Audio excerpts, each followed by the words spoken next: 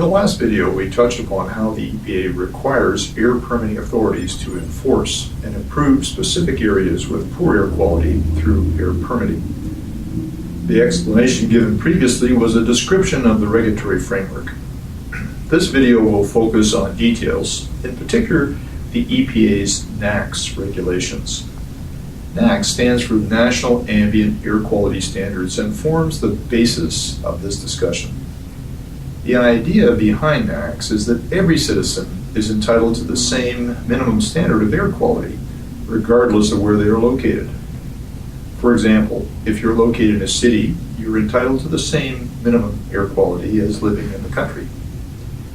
The EPA has determined that the 6 criteria pollutants referred to in the previous video need to be reduced. As mentioned, there are 4 that affect diesel engines. Of these 4, ozone and CO are often the primary concern during the permitting process and can lead to the requirement for a Title V permit. The EPA monitors all of these criteria pollutants at hundreds of different locations throughout the U.S. If higher concentrations for one of these criteria pollutants is observed in a specific area, the area is considered to be in non-attainment.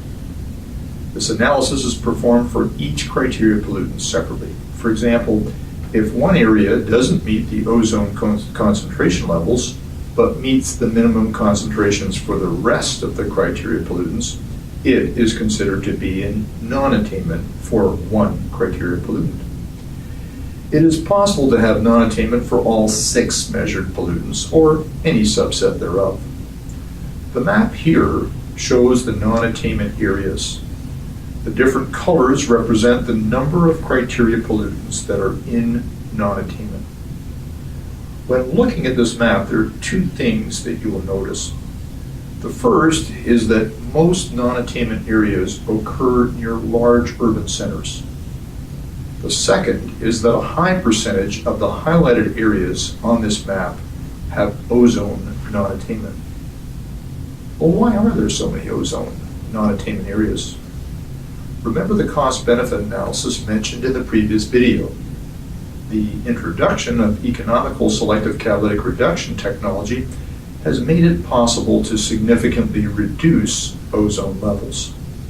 The EPA has taken advantage of this by recently reducing the acceptable amount of ozone levels for the classification of attainment areas. This means that several areas that used to be in attainment with ozone are now considered non-attainment. How does ozone relate to NOx and selective catalytic reduction?